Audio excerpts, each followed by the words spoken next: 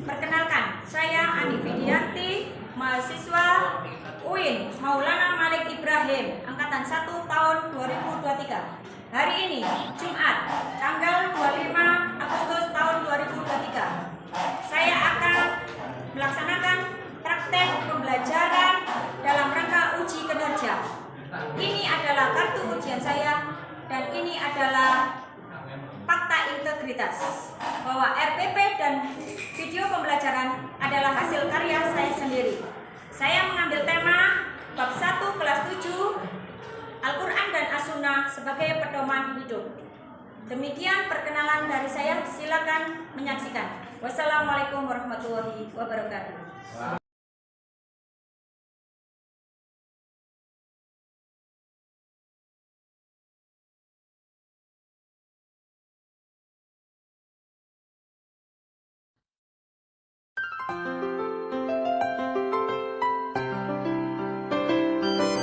Assalamualaikum warahmatullahi wabarakatuh. Selamat datang di SMP Muhammadiyah 4 Singosari. Kami merupakan salah satu sekolah yang berada di jantung Kecamatan Singosari. Sekolah yang beralamatkan di Jalan Kan Arok nomor 9 Singosari ini berkomitmen untuk melahirkan generasi Islam yang berprestasi dan berakhlak mulia.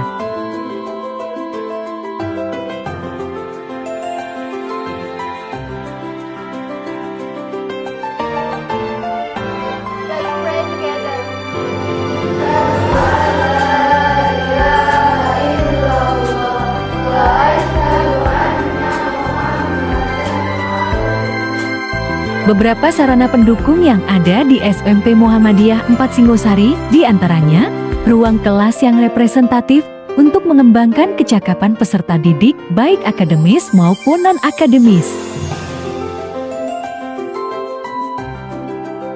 Laboratorium IPA. Laboratorium ini memiliki peralatan yang cukup lengkap sebagai sarana pembelajaran sains peserta didik.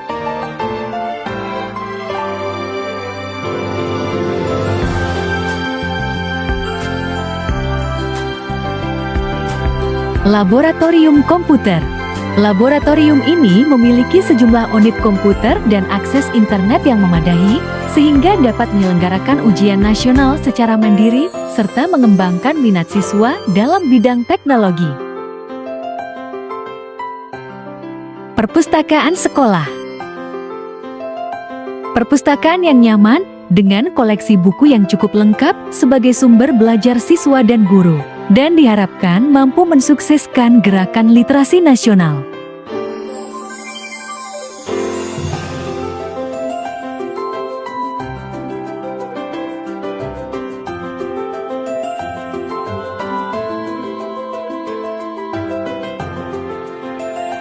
Masjid Mujahidin.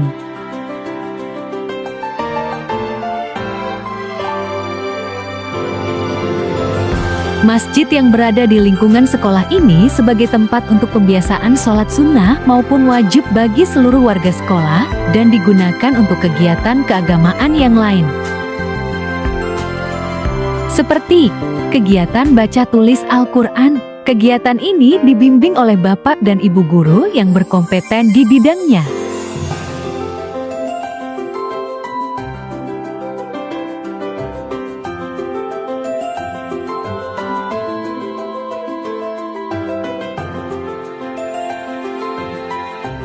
Kesehatan peserta didik menjadi tanggung jawab sekolah selama berada di sekolah.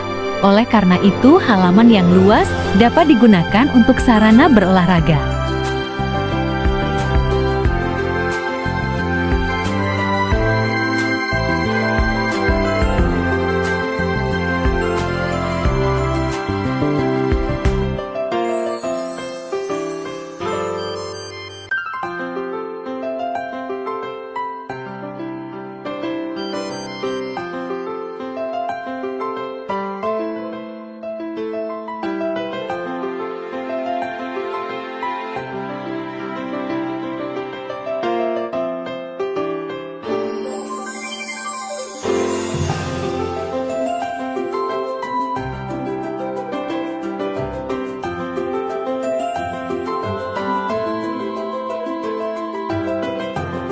Untuk tetap mempertahankan dan meningkatkan mutu pendidikan, sekolah selalu mengevaluasi dan melakukan perbaikan dan pengembangan dalam manajemen mutu berjangka.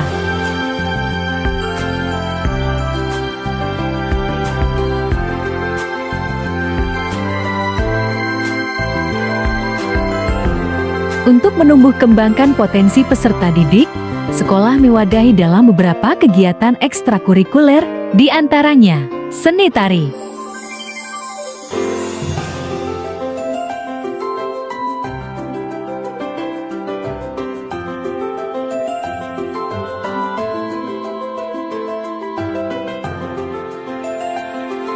gerakan pramuka,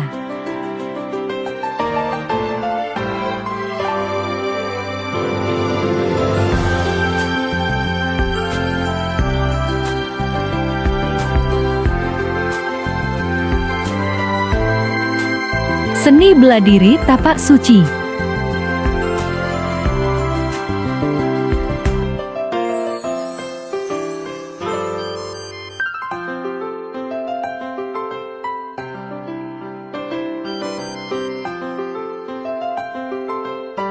drum band Gita Surya,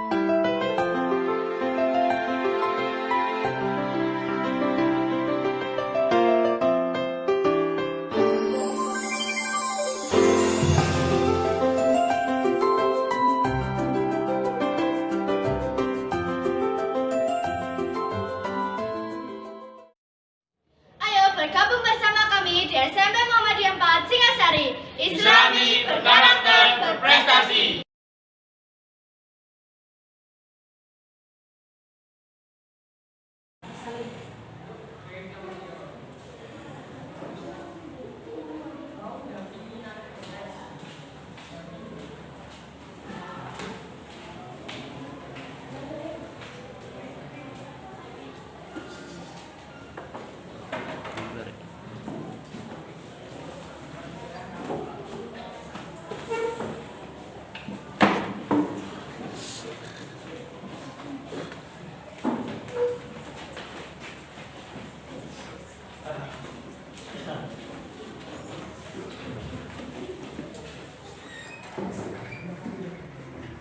Berdiri, memberi salam. Assalamualaikum warahmatullahi wabarakatuh. Waalaikumsalam warahmatullahi wabarakatuh. Persiapan berdoa dimulai. A'udzubillahi minasyaitonirrajim. Bismillahirrahmanirrahim. Alhamdulillahi hamdan yuwafi ni'amahu wa yukafi'u mazidah. Ya Rabbana lakal hamdu kama yanbaghi li jalali wajhika wa azimi sultanik. Allahumma salli ala Muhammad wa ala alihi wa sahbihi ajma'in. Raditu billahi rabban wa bil islami dinan wa bi Muhammadin nabiyyan wa rasulah. Rabbi zidni ilma warzuqni fahma waj'alni min ibadikas sholihin. Sebelum pembelajaran dimulai, Wani akan mengabsensi dulu ya. Ahmad Azril ada? Afriliza? Alin? Ada. Atika? Ada. Aurelia? Davi? Hadir. Dimas? Erika? Fairuz? Febi? Fransina? Kamali? Latika? Sakit. Sakit ya. Nazwani? Marcel? Sakit. Masya? Mazaya? Muhammad Rizki? Muhammad Refansya? Muhammad Sabilillah? Ada. Wanisha? Sofiha Yofi? Sofa? Dan Bindi? Alhamdulillah. Habis ada semua ya. Mudah-mudahan yang sakit segera disehatkan. Yang sehat tetap berjuang untuk sehat, jangan sampai sakit. Ya. Bagaimana kabarnya Nana? Luar biasa. Allahu Akbar. Alhamdulillah sehat semua ya. Oke, di pertemuan ini Bu Ani akan kira-kira membahas apa ya? Ada yang tahu? Saya Bu, Oh iya, silakan. apa benar Al-Quran dan hadis menjadi pedoman hidup kita Bu? Bagus sekali. Ini kita kan membahas Al-Quran sebagai pedoman. Al-Quran dan hadis menjadi pedoman untuk kita. Betul sekali. Ya, Al-Quran itu sebagai pedoman dan hadis itu sebagai penjelasnya. Ya, jadi dua sumber hukum Islam ini, Al-Quran dan hadis maksud saya, itu menjadi pedoman untuk umat Islam. Paham ya, Nabil ya? Oke, bagus sekali tentang tanyanya. Ya, kita mulai masuk ya. Nanti hanya memberikan stimulus untuk kamu, untuk semua apa yang akan kita bahas. Kita awali dengan Bismillahirrahmanirrahim. Nah, dari tujuan pembelajaran ini, Pak Ani akan memberikan kalian nanti menjadi tutor sebaya, melalui tutor sebaya untuk saling murojaah Al-Quran An-Nisa ayat 59 dengan An-Nahl 64. Nanti kita bentuk kelompok, kemudian kita bareng-bareng untuk murojaah, ada yang presentasi, diskusi dan sebagainya. Oke. Nah, di sini titik fokusnya. Nah, definisi Al-Quran, definisi hadis, fungsi hadis terhadap Al-Quran, kandungan dan alif lam qamariyah dan alif lam samsiyah. Yang pertama yang kita bahas adalah Al-Quran. Al-Quran di sini adalah kumpulan wahyu Allah yang diturunkan kepada Nabi Muhammad melalui perantara malaikat Jibril sebagai pedoman hidup dengan membacanya sebagai ibadah. Ya, Al-Quran di sini. Dalam firman Allah ayat 48 surat Al-Maidah dan Al-Imran ayat 3 di sini, kitab-kitab Al-Quran kepadamu, ya, diturunkan, dia menurunkan Al-Quran kepada Muhammad yang mengandung kebenaran, ya, dan membenarkan kitab-kitab sebelumnya, menurunkan Taurat dan Injil. Jadi selain Al-Quran ada Injil, ada Taurat, ada Zabur, lah itu juga wahyu Allah untuk umat Islam. Nah, proses turunnya Al-Quran di sini, ya, tentu kalian tidak asing lagi. Malaikat Jibril yang membawa pertama, ya, wahyunya Al-Quran. Di sini membawa wahyu dari Allah untuk disampaikan kepada umatnya. Di sini ya. Jadi malaikat memasuki wahyu itu dalam hati Nabi Muhammad. Ada yang dirupakan seperti bunyi lonceng, ya kan? Seperti itu. Ada di sini malaikat menyerupakan dirinya sebagai wujud yang asli. Seperti itu lebihnya. Al-Quran diturunkan pada tanggal 17 Ramadan yang dikenal dengan Nuzulul Quran. Al-Quran berlangsung 22 tahun, 2 bulan, 22 hari. Dan wahyu yang pertama turun di sini surat Al-Alaq ayat 1 sampai 5. Siapa yang membaca Al-Quran mendapat pahala. Jadi sampean di rumahnya kalian sendiri setiap hari harus murojaah. Walaupun itu satu ayat saja. Karena itu akan menjadikan syafaat kita di akhirat kelak nanti. Bukan nabi yang canggih ataupun yang lain. Jadi membaca Al-Quran itu menjadi syafaat. Syafaat itu apa? Penolong untuk kita sendiri. Di sini fungsi Al-Quran salah satunya adalah menjadi obat. Kalau saya bilang Al-Quran itu adalah kamus yang paling lengkap. Di situ isinya ada membahas obat-obatan, makanan, ya kan? Cara berpakaian, cara pergaulan dan sebagainya. Makanya Bu Ani bilang Al-Quran yang adalah rumus yang paling lengkap di antara yang lengkap. Seperti itu. Salah satunya yang saya sebut tadi, Al-Quran sebagai pedoman hidup. Nah, ini isi kandungan Al-Qurannya, ya. Ada merupakan yang tadi, ada akidah, ada akhlak, ya, ada ibadah, syariat, amalan. Makanya saya bilang kamus yang paling lengkap di antara yang lengkap. Yang kedua, hadis. Hadis di sini adalah perkataan, perbuatan dan takrir yang bersumber Nabi Muhammad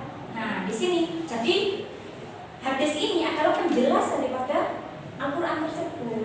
Makanya sumber hukum Islam adalah Al-Quran dan yang kedua hadis. Iya. Selanjutnya macam-macam hadis. Nah, di sini ada hadis hasan, ada hadis Al-Bukhari Muslim ya, kemudian ada hadis dhaif pun ada. Sini qauliyah, takririyah. Seperti itu. Selanjutnya kedudukan hadis. Nah, di sini. Kedudukan hadis di sini ada bayan takrir, ada bayan tasyri' dan ada bayan atas tafsir. Nah, di sini ada yang memperkuatkan yang diterangkan dalam Al-Quran, ada yang sebagai di sini memberikan kepastian hukum Islam. Jadi misalkan hukum orang yang tidak sholat bagaimana sudah tercantum di dalam Al-Quran, itu lengkap sudah, ya itu. Nah, isi hadis itu menjadi penjelasnya daripada Al-Quran. Nah, ini perlu kalian ketahui. Istilah dalam ilmu hadis ada sanad, ada matan, ada rawi, ada mutawatir, ada ahad. Nah, mungkin yang sering kita kenal rawi. Wali tadi menyebutkan Bukhari Muslim. Itu siapa? Rawi. Rawi yang sanadnya sahih, hadisnya sahih karena hafalannya sangat kuat. Ada Abu Hurairah, ada Tirmizi, ada Nasa'i, Ibnu Majah dan sebagainya. Banyak sekali. Istilah hadis ini sudah ya tadi ya. Kemudian selanjutnya di sini Al-Quran dan hadis sebagai pedoman hidup. Nah, nanti siapa nanti yang membacakan Mbak Lala boleh dan Mbak Sofa untuk membacakan Mbak Lala nanti Anissa ya. Kemudian Mbak Sofanya Anahel. Nah, oke. Di sini nih nanti saya kasih contoh di tajwidnya. Karena kita bacaan Al-Quran kan harus sesuai dengan tajwid makhraj ya, seperti itu ya. Jadi tajwid kan ada yang bacaan dengung, ada yang jelas, ada yang samar, ya kan, ada yang tidak berdengung. Nah, seperti itu. Oke, ini nanti penugasannya. Yang kedua ini anahel. Kenapa balik ngomong berikan lebah? Karena anahel itu manis, identik dengan lebah. Anahel itu kan lebah. Kesini. Nanti Mbak Sofa yang membacakan surat An-Nahl ayat 64 ini. Ya, silakan ini. Nah, tajwidnya. Yang kami bilang tadi ada alif lam syamsiyah, ada alif lam qamariyah. Alif lam syamsiyah di sini al berdengungnya, di sini alif lam qamariyah jelas.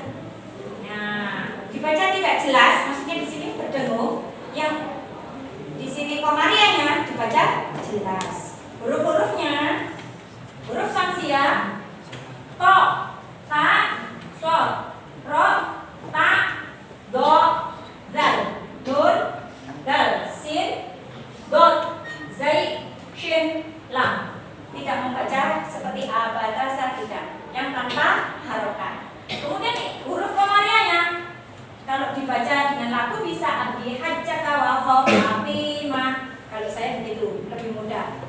Alif ba ghen ha jim kaf waw kha fa ain qaf ya ha dan mim. Abi hajjaka wa khafafimah. Itu kalau kita dilakukan. Seperti formula apa? Baju di toko atau pot bujatin. Nah kan enak. Untuk cara menghafalnya itu lebih mudah. Oke. Ini nanti salah satu contohnya ya. Nah, tetap dibaca al-fatihu, al-kautsar, al-fatihu. Alif lam tetap dibaca dengan bacaan yang jelas. Al. Hukum bacaan alif, qamariyah itu bacanya jelas seperti kita dengar. Jadi jelas. Kalau yang syamsiyah dengung. Nanti saya kasih contoh yang syamsiyah. Di sini syamsiyah salah satunya. Antatibu. Jadi kan berdengung ya. Kemudian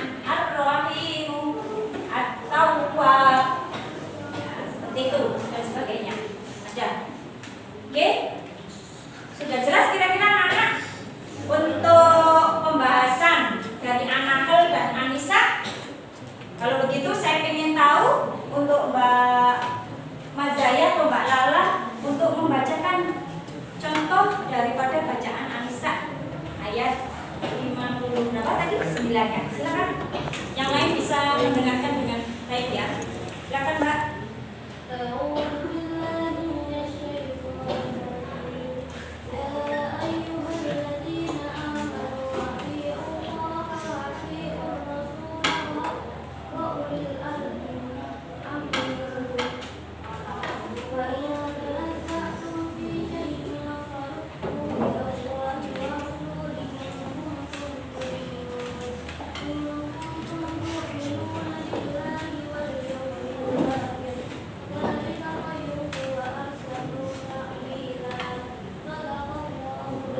Masya Allah, bagus sekali. Mudah-mudahan bacaan ini diterima oleh Allah sebagai tadi ya syafaatnya. Walaupun ini tak latihan, tidak ada salahnya ya. Oke, yang kedua An-Nahl ayat 16 ya. 64, maaf ya 64. Silakan. Coba.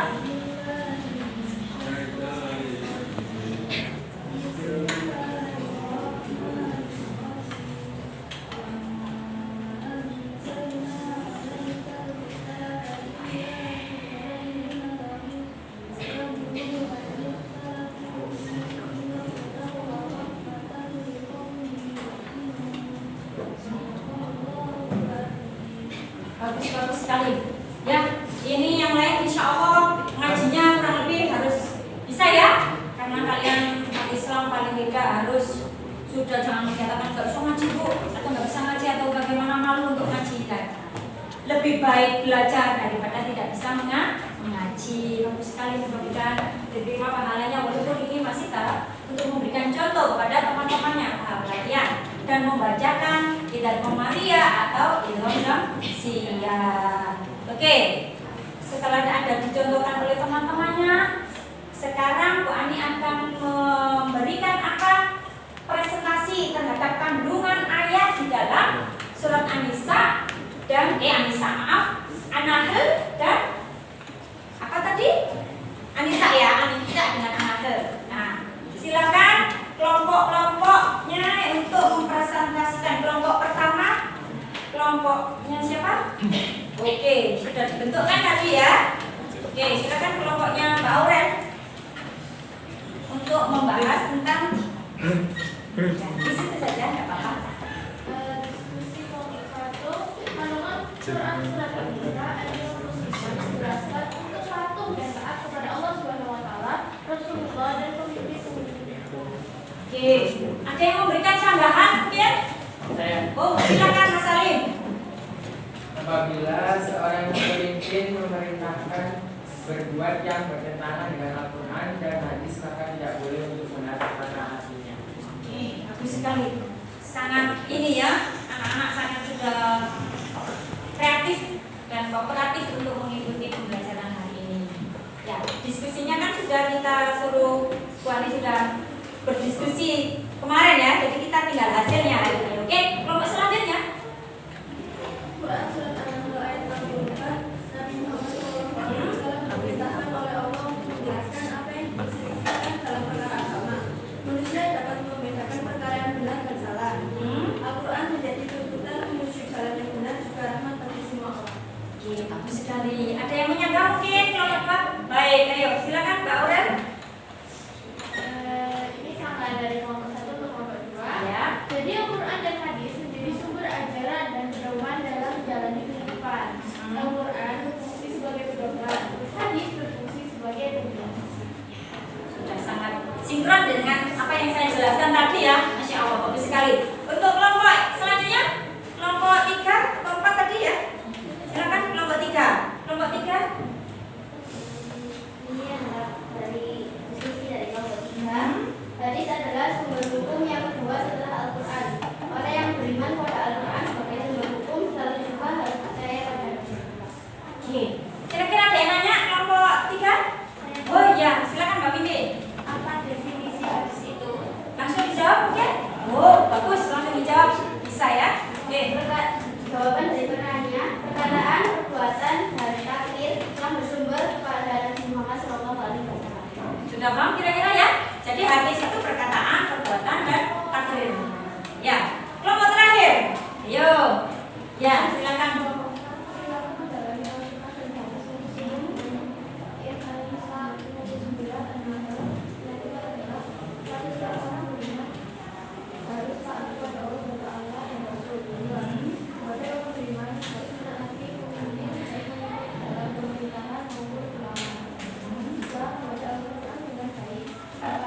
membawa buku yang berkenan dengan diri.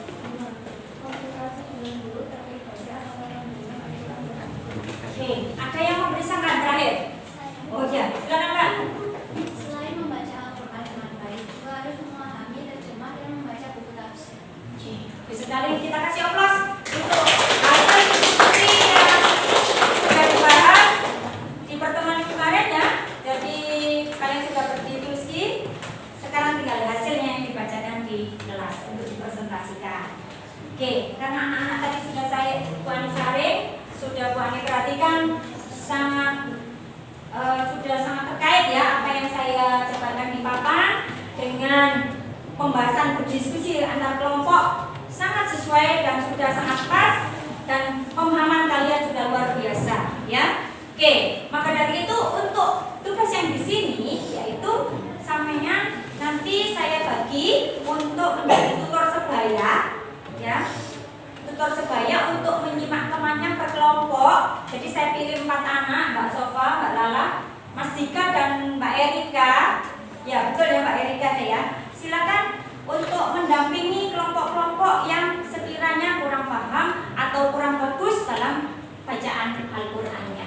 Bukan berarti tidak bisa, tetapi kurang bagus. Jadi perlu diasah tajwidnya. Karena di materi tadi ada bacaannya yang mengandung syamsiah atau mengandung qamariyah ataupun nun tanwin ataupun mim tanwin. Paham? Silakan yang menjadi tutor sebaya dengan temannya berbaur dengan kelompok yang sudah kemarin sudah dipilih. Silakan.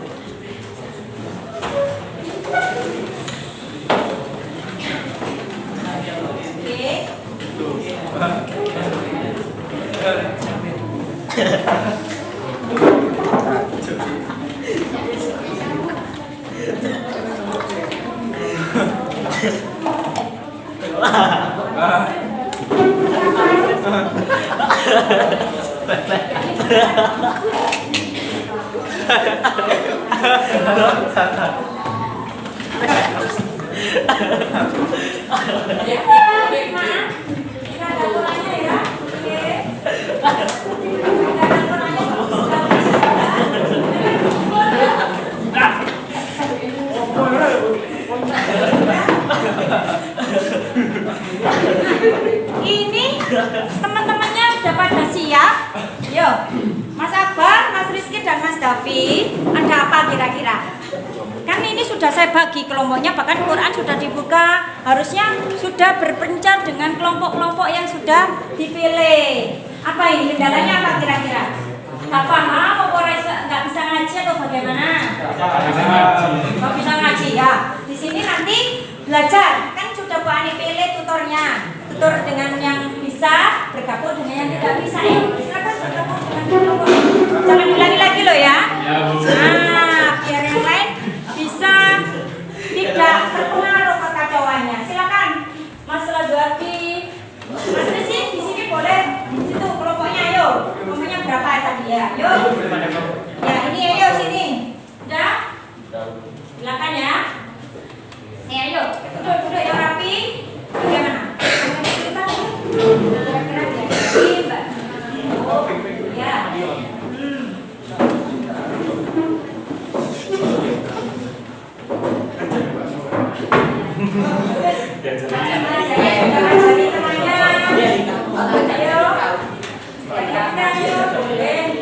Jadi bacaan yang oke,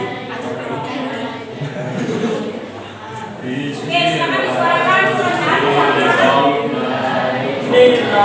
satu ayat ya, satu ayat saja nggak apa-apa.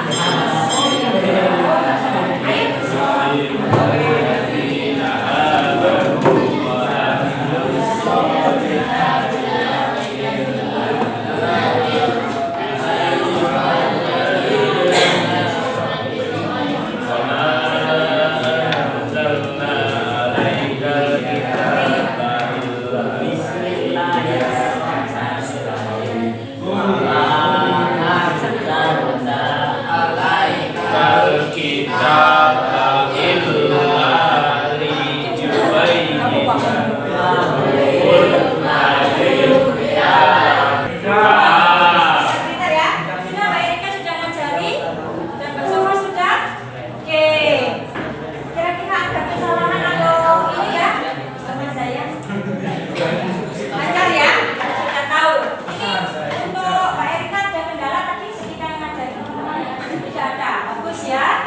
Untuk Mbak Sofa, ada kendala dengan temannya, mungkin ada yang kurang serius saja ya, bagian yang bercanda. Ya, makanya tolong lebih serius ngajinya, tidak keliru dalam pelafatannya. Oke ya? Yang aku harus lebih baik lagi. Ya, oke. Jadi kalian kita harus menjadikan pedoman ngaji itu kalau bisa wajib ya harus ya minimal 1 ayat kan dalam setiap hari itu ya. Sebelum saya akhiri pembelajaran hari ini, jadi Bu Ani akan memberikan refleksi sebentar. Jadi bacaan yang kalian baca, kalaupun kita serius dan sebagainya, insya Allah pahalanya mengalir ya. Jadi bacaan 21 ayat saja, tapi kita rutin dalam setiap hari ngaji, karena kita menjadikan pedoman Al-Quran itu pedoman untuk kita. Mudah-mudahan menjadikan kewajiban untuk kita setiap saat untuk mengaji.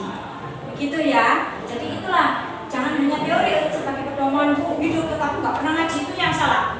Nah, jadi kita praktekkan isinya ya. Seperti itu kita ladani dalam kandungan ayat. Paham ya kira-kira? Sudah ada, tidak ada yang ditanyakan? Oke, nggak apa-apa, model dalam berkelompok kita tutup pembelajaran hari ini. Silakan buka kelas untuk menutup dengan doa. Segera dimulai.